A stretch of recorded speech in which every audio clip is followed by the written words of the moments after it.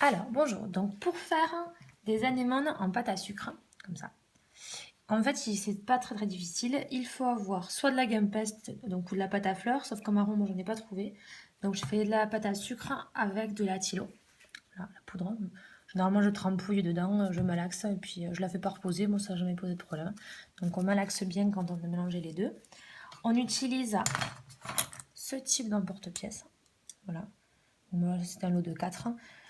Quand on utilise les 4, on a une grosse fleur comme ça. Et plus on la veut petite et moins on utilise d'emporte-pièce. Là, par exemple, j'en ai utilisé seulement 3. Donc, on voit la différence. On peut même en faire avec un seul, mais bon, après, c'est un peu moins joli. Voilà. L'idéal, c'est en faire au moins 2. Donc, en fait, on va étaler sa pâte à sucre bien malaxée. Donc, moi, j'en ai étalé déjà 2.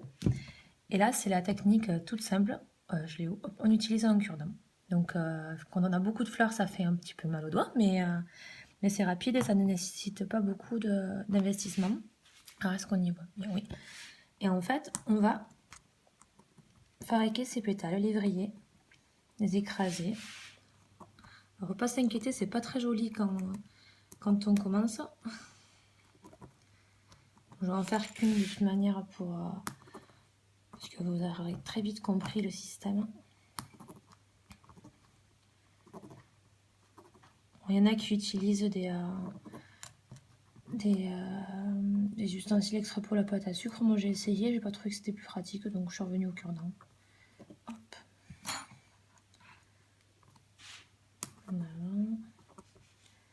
Je sais pas si on y est toujours. De toute façon, je vais faire un gros plan après.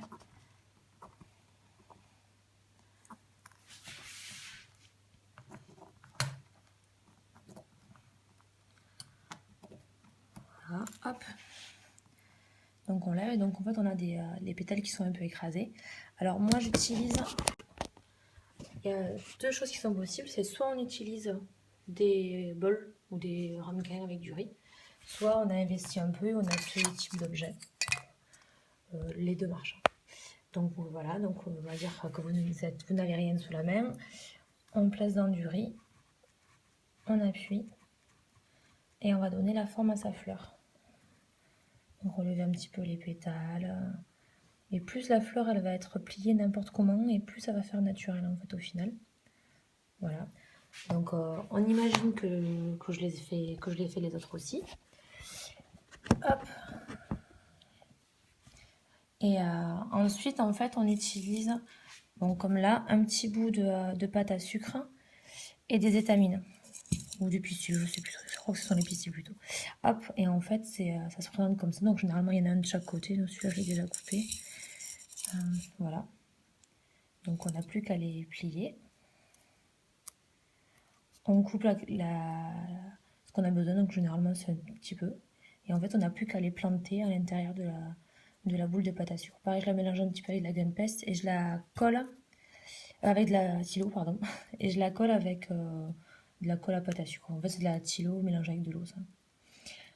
Donc voilà. Et à la fin, voilà. Mais une fois que tout est bien sec, donc moi je laisse sécher 2 jours dans le riz. On n'a plus qu'à les empiler les unes sur les autres et à coller chaque étage. Voilà, et je finis pour que ça soit bien joli. Je mets un petit peu de spray. Donc c'est du PME, mais il y en a plusieurs. Et ça va permettre d'avoir en fait quelque chose d'un peu brillant. Les couleurs sont plus jolies.